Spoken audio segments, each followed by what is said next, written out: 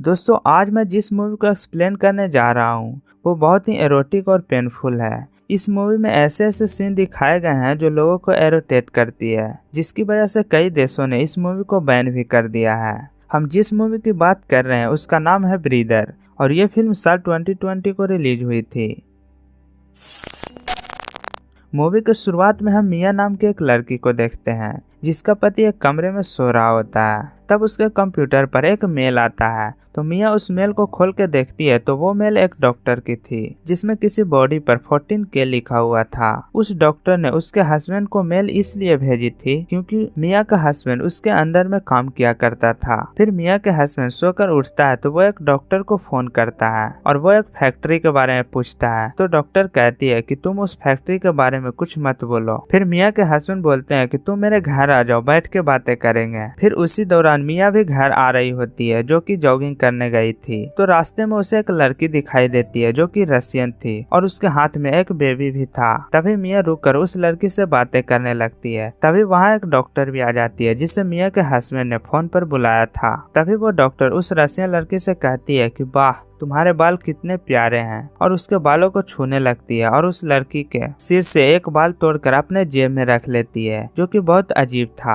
इस बात को मत भूलिएगा क्योंकि पूरी मूवी की स्टोरी इसी पर बेसिस है। फिर वो डॉक्टर मिया के घर जाती है और मिया के हस्बैंड से बातें करने लगती है और कहती है कि मैंने एक नया इलाज निकाला है, मैं बूढ़े लोगों को फिर से यंग बना सकती हूँ। ये कहकर डॉक्टर मिया के हस्बैंड को कुछ फोटो दिखाने लगता है और कहती है कि क्या तुम्हें नहीं लगता कि ये लोग अपने एज से थोड़ा यंग दिख रहे हैं, क्या मैं तुम पर भी एक्सपेरिमेंट करूं? तो मिया के हस्बैंड बोलता है कि देख के कहीं गड़बड़ ना हो जाए और सीन यही कट होती है। फिर हम वहीं रशियन लड़की को देखते हैं कि बेचारी को किसी ने पीछे से हिट किया और वो वहीं बेहोश हो जाती है और जब उसे होश आती है तो देखती है कि उसके साथ दो आदमी हैं जो उसे किडनैप कर लिया था। लेकिन वो लड़की किसी तरह किडनैपर से बचकर वहाँ से भाग जाती है और भागते भागते मिया के घर के बाहर दरवाजे को नॉक करने लगती है। तभी मिया दरवाजे को खोलती है और उसकी ये हालत देखकर उसे हॉस्पिटल ले जाने को कहती है। इस पर मिया के हस्बैंड कहते हैं कि लाओ मैं इसे हॉस्पिटल ले जाता हूँ। अब चूंकि मिया को भी हस्बैंड पर विश्वास था इसलिए वो उसे जाने देती है, पर उन्हें क्या पता कि उनके पति भी उस डॉक्टर के साथ मिले हुए हैं। फिर मिया के हस्बैंड उस लड़की को कार में बैठाता है और हॉस्पिटल जाने के बजाय एक फैक्ट्री के पास ले जाता है और किडनैपर को लड़की के हवाले कर देता है। फिर किडनैपर उसके साथ बहुत बुरा सलूक करता है, उसके हाथ पैर बांधकर एक गर्म लोहे से उसके बॉडी में कुछ निशान बना देता है और उसे वहीं छोड़ देता है। फिर मिया के हस्बैंड उस डॉक्टर से पूछता है कि आखिर कब तक तुम ऐसी लड़कियों को किडनैप करती रहोगी? तो लेडी डॉक्टर कहती है कि तुम्हें क्या तकलीफ है, वो रशियन मॉडल तुम्हारी कौन लगती थी जो तुम्हें इतना दर्द हो रहा है? इधर मिया को भी डाउट होने लगता है कि उसका पति अब तक क्यों नहीं आया है और वो मुझे इन्फॉर्म भी नहीं किए हैं। अब वो उस रूम में जाती है जहाँ उसके पति का कंप्यूटर पड़े होते हैं। फिर मिया लोकेशन ओपन करती है तो देखती है कि वहाँ आसपास कोई भी हॉस्पिटल नहीं है। फिर उसके पति का एक मैसेज आता है जिसमें लिखा होता है कि मैं उस लड़की को हॉस्पिटल छोड़ आया हूँ। फिर मिया को उसके पति पर शक होने लगता है और वो अपने पति को लोकेशन ट्रैक करती है और वो उस फैक्ट्री के पास पहुँच जाती है। डॉक्टर भी मिया को कैमरे में सब देख रही थी। वो गेट के अंदर आ गई है। फिर डॉक्टर अपने आदमियों को बोलती है कि मिया को कमरे में बंद कर दो। फिर वे लोग मिया के साथ भी वैसे ही सलूक करते हैं जैसे रशियन लड़की के साथ किया था। वो लोहे को गर्म करके मिया के बॉडी पर भी एक मार्क बना देता है। इससे मिया को काफी दर्द होती है। फिर वो आदमी कहता है कि दर्द हो रहा है। ये कहकर वो आदमी मिया के ऊपर यूरिन डाल देता है और वहाँ से चला जाता है।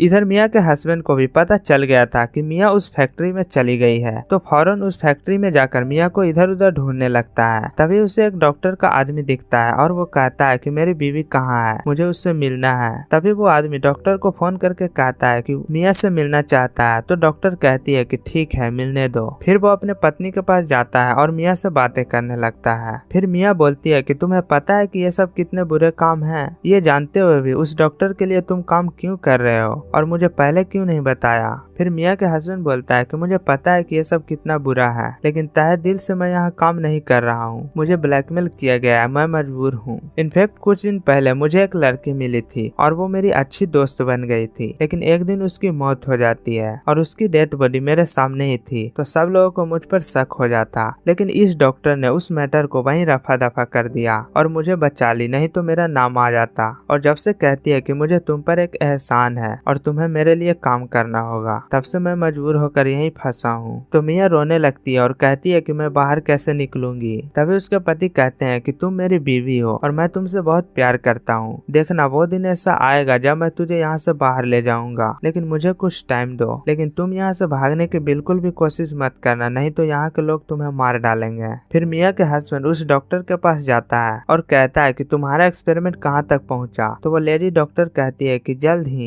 ही मेरा एक्सपेरिमेंट कामयाब हो जाएगा। मैं बूढ़े लोगों को यंग बना सकूंगी, यानी एज को पीछे ले जाऊंगी। तभी मिया के हस्बैंड बोलते हैं कि तुम इतने सारे एक्सपेरिमेंट की हो, तुम इतने सारे लोगों को बूढ़े से जवान बनाई हो, तो तुम क्यों नहीं जवान हो जाती, क्योंकि तुम्हारी एज भी तो बहुत ज्यादा है। तो ये बात उस डॉक्टर को अच्छी नहीं लगी। फिर कहती है मैं भी जवान होना चाहती हूँ, लेकिन जब तक मेरा डीएनए का सैंपल किसी से मैच नहीं होता तब तक नहीं हो सकती। फिर मिया के हस्बैंड बोलते हैं कि अगर तुम्हारा डीएनए किसी भी लड़की से मैच नहीं हुआ तो डॉक्टर हंसकर बोलती है कि मैं ऐसे ही लड़कियों को किडनैप करती रहूंगी और उसे मारती रहूंगी। अब ये बात मिया के हस्बैंड को ठीक नहीं लगी। खैर उन्हें तो अपने बीवी को बचाना था, इसलिए वो डॉक्टर को अपने बातों में उलझाने लगता है और कहता है कि मिया बहुत बुरी है, वो हमें हमेशा टॉर्चर करते रहती है और मिया हमारे और तुम्हारे कामों के बारे में जान गई है और तुम्हारे अड्डे को भी देख लिया है, तो क्यों न मिया को रास्ते से साफ कर दी जाए। तो डॉक्टर को भी लगने लगा कि मिया के हस्बैंड उसके काम पर ट्रस्ट करता है, इसलिए वो कहता है कि जाओ तुम मिया को मार दो। फिर मिया के हस्बैंड मिया को इधर फ्री कर देते हैं, क्योंकि उनको भी समझ में आ गया था कि डॉक्टर कितना बुरे काम कर रही है। फिर वो दोनों जैसे ही वहाँ से भाग रहे होते हैं कि डॉक्टर के आदमी उसे देख लेते हैं। फिर मिया तो किसी भी तरह बाहर निकल जाती है और एक कार में बैठ जाती है, लेकिन उसके पति वहाँ उसे पकड़ लेते हैं। फिर डॉक्टर को एक सरप्राइजिंग बात पता चलती है कि उसकी डीएनए मिया के डीएनए से बिल्कुल मैच होती है। तो वो सभी आदमियों को इन्फॉर्म करती है कि मिया को बुलाओ, लेकिन मिया तो भाग चुकी थी। तब डॉक्टर कहती है कि मुझे किसी भी हाल में मिया चाहिए, नहीं तो मैं तुम सबको मार डालूंगी। तब वे लोग मिया को इधर उधर ढूंढने लगते हैं। मिया एक कार में छिपी थी, तभी वहाँ लोग पहुँच जाते हैं और मिया को पकड़ लेते हैं। फिर मिया को अंदर ले जाकर उसके साथ बहुत बुरा सलूक करते हैं, उसके बॉडी में कुछ इंटर कर देते हैं जिससे उसको बहुत दर्द होता है। फिर रात को मिया को ऐसा लगा कि उसके कमरे के बाहर कोई है, तो मिया उठकर देखती है तो वहीं रसियन लड़की जो रो रही थी, बेचारी की आंखें गीली पड़ी हुई थी। वो मिया से हेल्प मांग रही थी, लेकिन मिया तो कुछ कर नहीं सकती थी। फिर मिया देखती है कि वो डॉक्टर के आदमी मिया के सामने उस लड़की का कत्ल कर देते हैं। उसके बाद मिया को एक थरेंट हॉल में ले जाया जाता है। तभी मिया की नजर एक लड़की पर पड़ती है। उसके गेट के बाहर 14K लिखा हुआ था। पता है ये लड़की कौन है? ये लड़की वही है जिसके बारे में मिया के पति बोल रहे थे कि वो लड़की मर गई थी, लेकिन वो जिंदा थी। फिर उस लड़की मिया को सब बताती है कि मुझे मरने का एक्टिंग करने के लिए ढेर सारे पैसे दिए गए थे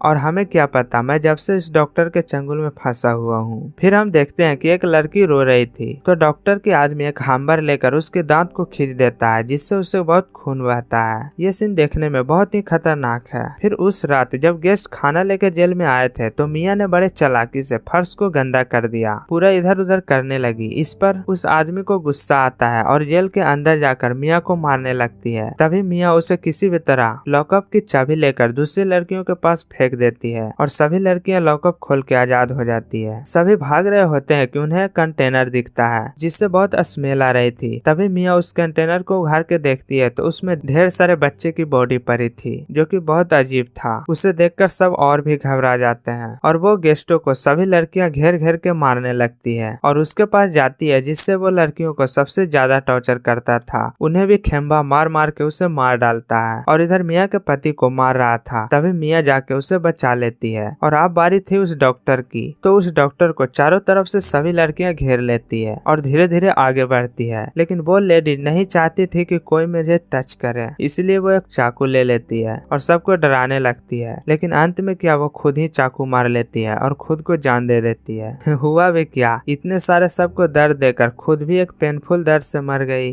ऐसा भी कोई होता है क्या? चलो, बुराई का अंत तो हो गया और कुछ इसी तरह से इस मूवी की यही एंड हो जाती है।